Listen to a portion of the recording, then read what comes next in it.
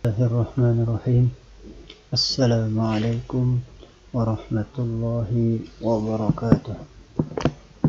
Alhamdulillahi rabbil alamin.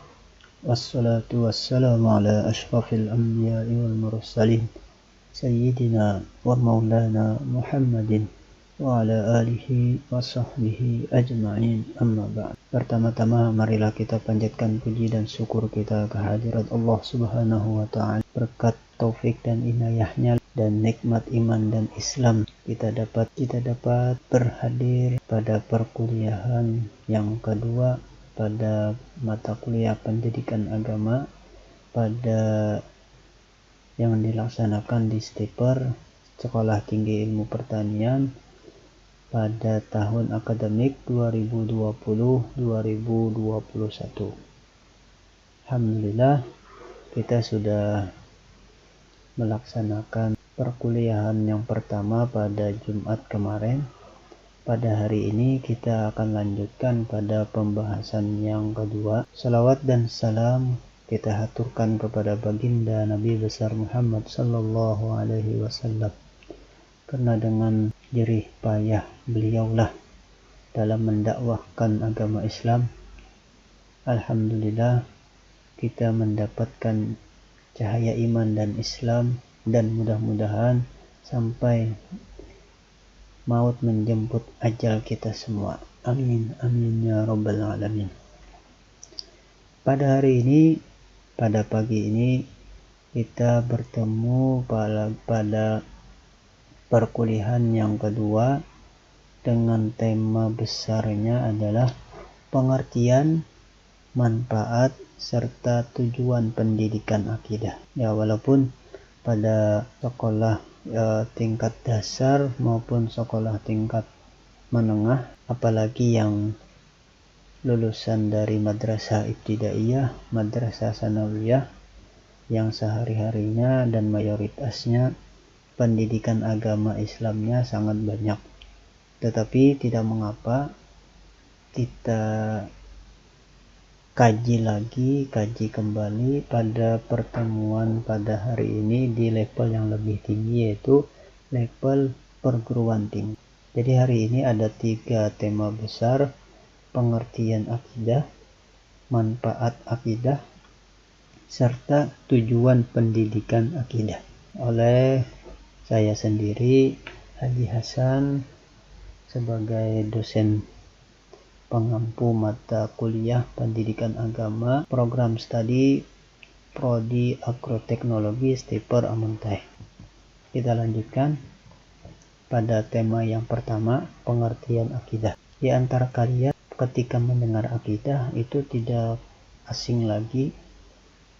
Kenapa tidak asing? Karena yang namanya akidah itu tidak lepas dan selalu melekat pada diri seorang muslim. Tapi boleh jadi di antara kita belum ada yang mengenal lebih detail, lebih fokus apa yang disebut akidah. Jadi hari ini kita membahas tentang akidah secara pengertian, baik itu secara istilah maupun secara bahasa. Pengertian akidah, kata akidah berasal dari kata aqada ya'qidu aqidatan, yaitu berasal dari bahasa Arab. Secara bahasa, akidah berarti ikatan atau simpul. Jadi kalau kita memegang sebuah tali, untuk mengikatnya tinggal dibikin sebuah ikatan, baik itu memasukkan ujung ke ujung yang lain kemudian ditarik, itulah yang disebut ikat. Jamaknya aqaid, yang berarti simpulan atau ikatan iman dan mahkota. Jadi karena akidah atau agama Islam berasal dari bahasa Arab, mau tidak mau istilah-istilah yang digunakan dalam pengertian ajaran agamanya pun mau juga mengambil dari bahasa Arab. Nah, seterusnya dari segi bahasa atau dari segi istilah, berarti sesuatu yang tersimpul atau terikat dalam hati dan dihormati seperti mahkota. Dari kata tersebut muncul kata i'tiqad yang berarti membenarkan atau kepercayaan. Jadi pengertian akidah kalau secara bahasa dan secara istilah itu sesuatu yang terikat. Yang namanya terikat mau tidak mau selalu menyatu pada sesuatu yang telah mengikat. Nah, begitu juga dengan yang namanya akidah. Akidah secara kasat mata itu tidak terlihat, tetapi dia meliputi di dalam jiwa seseorang. Nah, tadi kita sudah mengetahui yang namanya akidah itu bisa dikatakan simpul atau ikatan. Kenapa sebuah akidah itu disebut simpul atau sebuah ikatan? Karena ajaran-ajaran atau pondasi-pondasi keagamaan yang berkenaan dengan akidah merupakan simbol utama ajaran Islam. Tanpa akidah, pengamalan terhadap ajaran Islam yang lain tak diakui. Ilustrasinya seperti ini. Ketika seorang melakukan ibadah atau melakukan sebuah ritual ataupun kegiatan sosial kemasyarakatan yang bersifat baik, ketika dia tidak menyatakan bahwasanya Tuhan dia adalah Allah dan nabinya adalah Nabi Muhammad, walaupun segunung perbuatan baik, karena dia tidak mengakui Allah sebagai Tuhannya dan Nabi Muhammad sebagai nabinya, perbuatan-perbuatan baik yang telah dilakukan selama di dunia itu tidak disebut atau tidak dinilai sebuah pahala. Jadi begitu pentingnya kata akidah yang melekat pada diri seorang. Kalau seseorang itu mengaku beragama Islam, mau tidak mau akidah yang dia anut pun harus bersifat sesuai dengan ajaran Islam. Jadi kalau tidak mengakui Allah sebagai Tuhan atau sebagai pencipta alam dan pengatur semesta alam dan Nabi Muhammad sebagai utusan Allah, itu tidak akan menjadi sebuah pahala. Jadi dalam Islam itu simpel. Ketika seseorang itu sudah menyebutkan 2 kalimat syahadat, itu dia sudah mendapatkan kunci-kunci surga. Makanya dalam hadis Nabi yang mafhumnya adalah barang siapa yang di akhir kalimatnya dapat mengucapkan la ilaha illallah dakhalal jannah, dia pasti akan masuk surga.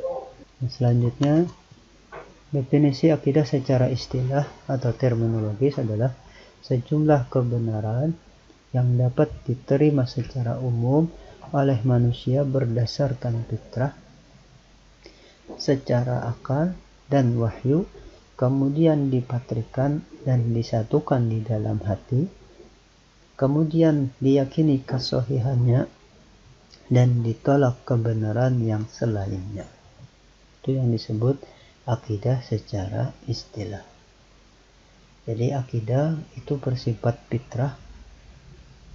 Fitrah manusia itu pasti mengakui kekuatan yang besar, yaitu Tuhan. Makanya orang ateis pun sebenarnya itu adalah bertuhan dengan apa yang diyakini sebagai agamanya ateis. Jadi sebenarnya orang ateis itu sebenarnya adalah beragama, menganggap ketidak ada Tuhan atau menganggap Tuhan itu tidak ada, itulah sebagai agama dari sebuah pemikiran yang disebut ateis. Jadi akidah itu bisa diterima secara fitrah manusia, kemudian diolah oleh akal dan dikuatkan oleh wahyu. Ketika fitrah, akal dan wahyu itu bersinergi, atau memberikan kekuatan satu dengan yang lainnya. Kekuatan yang tadi dari fitrah, akal, dan wahyu kemudian dipatrikan, dimasukkan ke dalam hati dan diyakini kebenarannya. Ketika sudah meyakini kebenarannya, yang lain pun tidak diterima kembali lagi. Itu yang disebut dengan akidah. Begitu pokoknya yang namanya sebuah akidah. Makanya ada yang beranggapan akidah adalah sebuah pondasi. Dalam agama Islam ada istilah yang sangat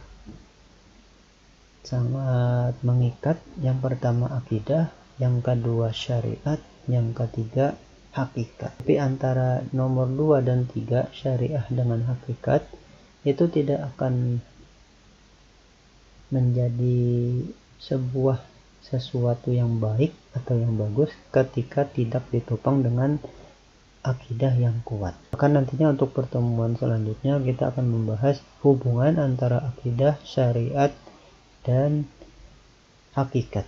Atau hakikat bisa disebut dengan tasawuf. Nah, nama-nama ilmu akidah.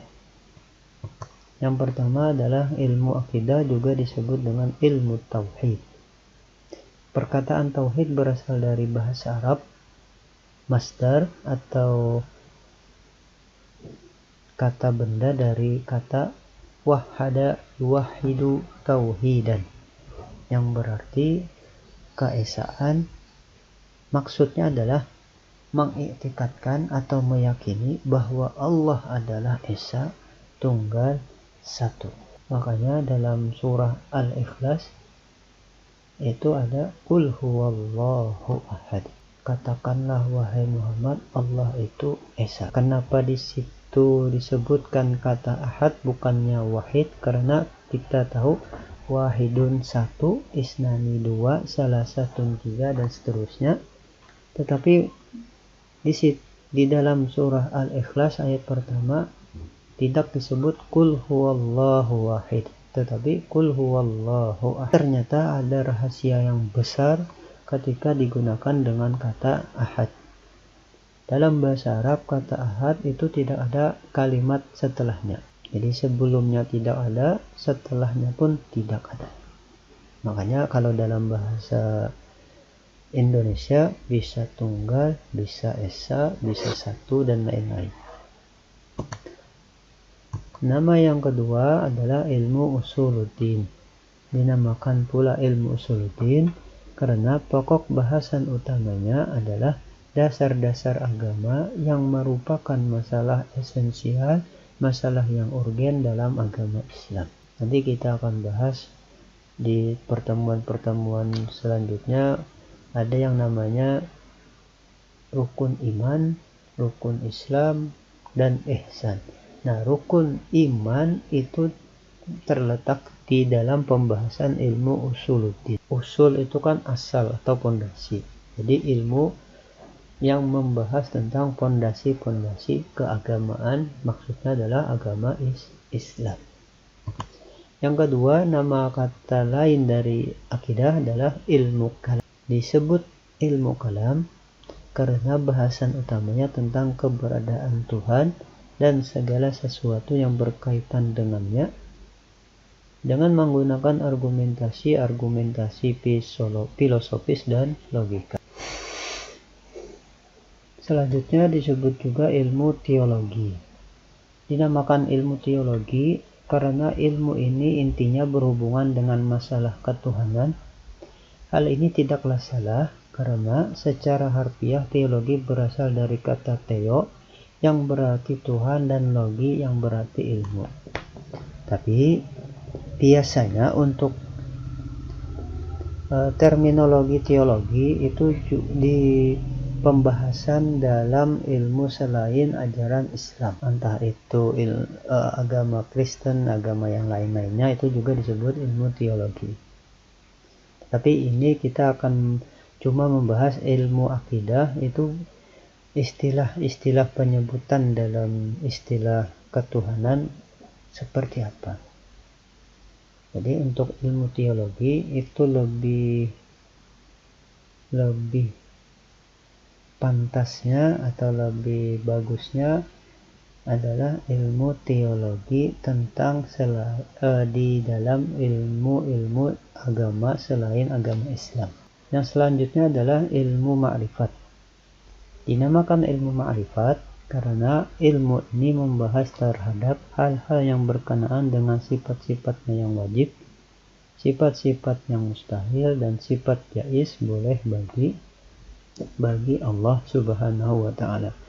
Kalau di daerah hulu sungai, khususnya daerah hulu sungai utara, itu terkenal dengan ilmu sifat-sifat 20. Jadi ilmu sifat 20 itu membahas tentang sifat-sifat Allah, baik yang wajib harus ada, mustahil tidak boleh ada dalam sifat-sifat Tuhan, dan apa saja sifat yang boleh bagi Tuhan. Jadi untuk pembahasan pengertian ilmu akidah atau istilah-istilah yang lain itu sudah baru membahas tentang pengertian pendidikan akidah. Kalau tadi membahas tentang pengertian akidahnya, sekarang digandeng dengan pendidikan akidah. Pendidikan akidah artinya memperkenalkan, menanamkan. Jadi ketika sudah kenal, yang dikenali itu diusahakan, diberusahakan ditanam. Jadi mengenalkan, menanamkan, memahamkan, dan meyakinkan lewat panca indera, akal pikiran yang sehat, dan hati yang bersih tentang kebaikan dan kebenaran yang mutlak atau hakiki, tujuan hidup hakiki, pedoman dan petunjuk hidup yang hakiki. Jadi pengertian pendidikan akidah itu berusaha memperkenalkan akidah yang sudah ada di dalam fitrah manusia. Ketika sudah kenal, baru diusahakan dengan menanamkan. Tidak cukup sampai di situ. Ketika memperkenalkan sudah, menanamkan sudah, lanjut kepada tahap selanjutnya, yaitu adalah memahamkan. Terkadang orang tahu tetapi belum paham. Nah, langkah selanjutnya adalah paham pun tidak cukup sampai di situ.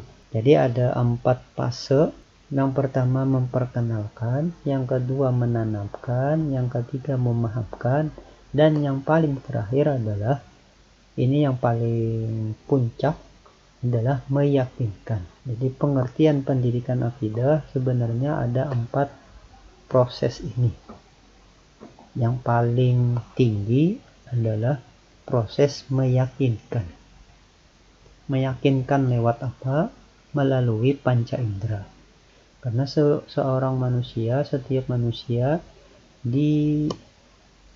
dianugerahkan oleh Allah panca indera, baik itu mata, telinga, dan lain-lain.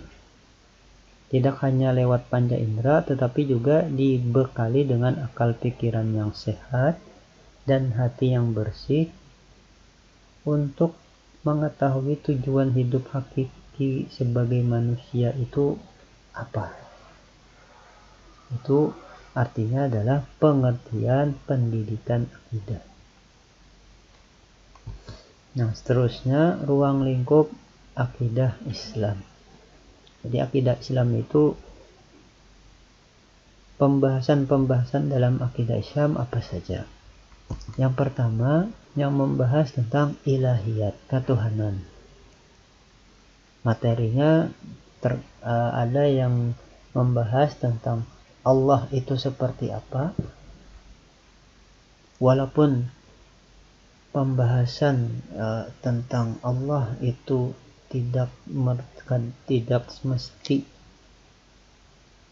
bagaimana menggambarkan Allah seperti apa, tetapi bagaimana cara untuk memperkenalkan Allah kepada manusia. Seterusnya adalah ruang lingkup yang termasuk dalam ilahiyat atau ketuhanan adalah tentang tauhid. Ketika Allah itu sudah dikenal, kemudian proses yang kedua adalah mentauhidkan atau mengesahkan kekuasaan hanya mutlak untuk Allah. Terusnya adalah syirik. Jadi ini untuk ruang lingkup yang pertama dalam ruang lingkup akidah Islam adalah tentang ilahiyat, ketuhanan. Sebenarnya masih banyak lagi ruang lingkup tentang ilahiyat, tetapi cukup sampai di sini dulu. Ada 3 tentang Allah, tentang tauhid, tentang syirik. Dalam hadis pun wala tafakkaru fi khalqillah wala tafakkaru fi dzatillah. Wahai manusia, bertafakkurlah pada ciptaan Allah dan janganlah bertafakkur tentang bagaimana Allah. Jadi dalam kata lain, untuk mengenal Allah itu juga bisa melalui ciptaan-ciptaan Allah itu sendiri. Nah, seterusnya tentang nubuwat kenabian. Walaupun kenabian itu sudah tertutup, yang terakhir adalah Nabi Muhammad, tetapi dalam ruang lingkup akidah Islam itu ada pembahasan tentang kenabian. Jadi Nabi yang terakhir adalah Nabi Allah Muhammad Rasulullah. Barang siapa yang mengaku Nabi itu merupakan adalah Nabi palsu. Walaupun bagaimana tingginya ilmu seseorang, tetapi ketika dia sudah berani mengaku sebagai Nabi, itu ilmu yang sudah melekat pada dirinya itu menjadi sia-sia. Yang seterusnya adalah ruhaniyat, alam gaib. Ini termasuk pada pembahasan di rukun ini. Jadi di dalam dunia ini tidak hanya terdapat yang namanya makhluk hidup berjenis manusia, berjenis hewan, berjenis tumbuhan, tetapi di alam raya ini juga ada malaikat, ada juga jin. Jin itu pun ada yang jin Islam, ada jin kafir, ya sebagaimana kehidupan manusia pada umumnya, tetapi tidak terlihat oleh yang namanya manusia. Kalau jin itu melihat manusia, tapi manusia tidak bisa melihat jin. Yang seterusnya adalah roh, karena roh ini bersifat alam gaib, tetapi kita yakin dan wajib meyakini bahwasanya ruh itu ada. Setan, iblis, dan lain-lain. Yang keempat adalah sam'iyat, berita gaib, yaitu tentang kiamat, alam barzakh, mahsyar, surga, neraka, dan lain-lain. Jadi berita gaib ini kapan terjadinya kiamat, bagaimana keadaan di alam barzakh, di alam kubur, padang mahsyar, bagaimana itu surga, bagaimana itu neraka, itu sudah termasuk dalam ruang lingkup akidah Islam. Nah, seterusnya yang terakhir adalah tujuan pendidikan akidah. Yang pertama, agar manusia mengerti dan memahami hakikat hidupnya di dunia. Untuk apa? Untuk menanam perbuatan yang baik. Yang kedua, agar mengerti dan memahami tujuan hidup yang sebenarnya, yaitu kekal di akhirat atau surga. Jadi ketika yang pertama itu sudah mengerti hidupnya di dunia untuk apa, nah yang keduanya adalah bagaimana kekalnya di akhirat nanti. Jadi yang nomor pertama itu di dunianya, yang keduanya adalah di akhirat. Seterusnya, agar memahami bahwa manusia tidak tahu kapan matinya, dan kalau sudah mati tidak akan dapat lagi berbuat kebaikan untuk akhiratnya, bahagia di surga.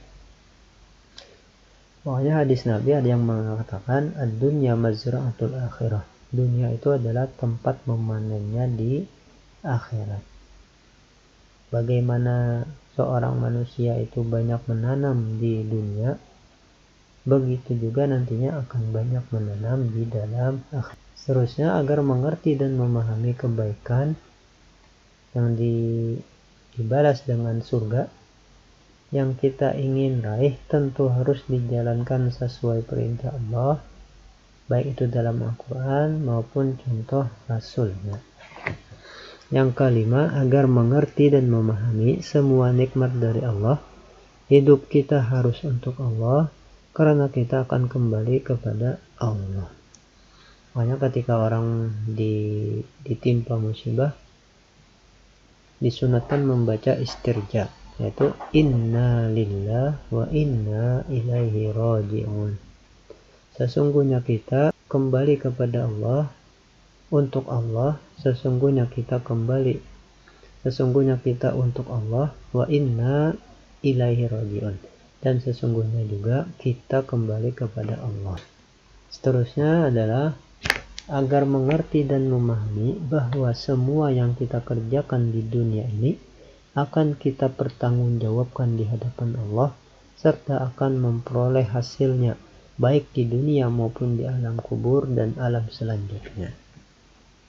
Kita ini sudah menjalani fase, yaitu fase di alam arwah atau fase di alam rahim, dilahirkan oleh ibu, masuk ke alam dunia, dan nanti kita akan masuk ke alam barzakh.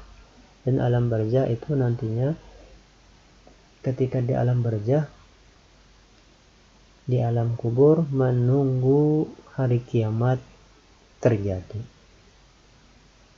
Dan di dalam kubur, apabila selama di dunia banyak melakukan kebaikan itulah yang menjadi teman di alam kuburnya.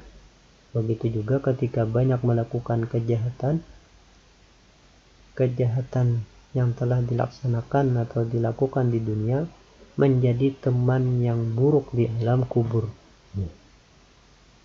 Makanya sangat bagus buku Malam Pertama di Alam Kubur yang ditulis oleh seorang ulama, yaitu Aid Al-Qarni. Bagaimana di dalam buku tersebut, bagaimana malam pertama matanya copot dan lain-lainnya. Yang ketujuh, agar mengerti dan memahami semua keadaan dan semua kejadian yang terjadi dimanapun, kapanpun, dan kepada siapapun, baik kita siap ataupun tidak siap, suka atau tidak suka, adalah merupakan kehendak Allah. Gunakan pikiran sehat, hati yang bersih, dan ambil hikmahnya. Jadi tujuan pendidikan akidah adalah supaya seorang manusia itu mengerti dan memahami semua yang telah terjadi di dunia, baik itu yang bersifat kebaikan maupun bersifat keburukan, dan semua kejadian itu yakinlah ada hikmah yang tersembunyi di balik rahasia Allah Subhanahu wa ta'ala. Yang kedelapan, agar mengerti dan memahami bahwa manusia setinggi apapun ilmunya, sebesar apapun kekuasaannya, adalah memiliki keterbatasan, kelemahan, ketergantungan, minta tolong, perlu yang lain, baik lingkungan, alam, hewan, situasi, terlebih Allah Subhanahu wa ta'ala. Jadi yang namanya manusia itu tidak bisa menghindari yang namanya pertolongan dari manusia yang lain. Jadi manusia dalam kata lain adalah manusia atau makhluk yang bersifat lemah. Jadi sangatlah bodoh, sama seperti Raja Fir'aun yang menganggap dan menetapkan dirinya sebagai Tuhan. Yang selanjutnya adalah agar mengerti dan memahami bahwa mentaati Allah dan Rasulnya ada keutamaan-keutamaan yang akan diganjar. Prestasi ibadah yang utama yang kita lakukan agar kita betul-betul terhindar dari azab kubur maupun azab neraka. Makanya ada dalam doa tasyahud akhir, Allahumma inni a'udzubika min azabil qabri wa min azabi jahannam. Ketika tasyahud akhir kita disunatkan membaca doa, ya Allah, sesungguhnya aku berlindung kepada azab kubur dan lain-lainnya. Bagi setiap muslim, akidah bukanlah kumpulan rumus-rumus hafalan keimanan, melainkan sebagai falsafah dalam tindak tanduk perbuatan seorang muslim. Jadi akidah bagi seorang muslim itu bukanlah rumus-rumus seperti rumus fisika yang ketika dihafal walaupun tidak diamalkan tidak apa-apa, tetapi dalam yang namanya akidah Islam harus dipelajari dan juga harus diyakini, dan tidak hanya diyakini juga dibuktikan pada tindak tanduk atau perbuatan di dunia. Dengannya lah seorang muslim dapat dikatakan muslim dan mukmin sejati. Dikatakan muslim dan mukmin sejati apabila akidahnya kuat. Ketika akidahnya kuat, syariatnya pun sholatnya, puasa dan lain-lainnya dilaksanakan dengan sebaik-baiknya. Nah, ini adalah akidah sebagai philosophy of life atau filosofi kehidupan seorang muslim. Nah, sudah sampai di sini. Jika ada pertanyaan, silakan utarakan dalam sesi diskusi pemaparan pada hari ini, dan nantinya akan dilanjutkan dalam diskusi. Wassalamualaikum warahmatullahi wabarakatuh.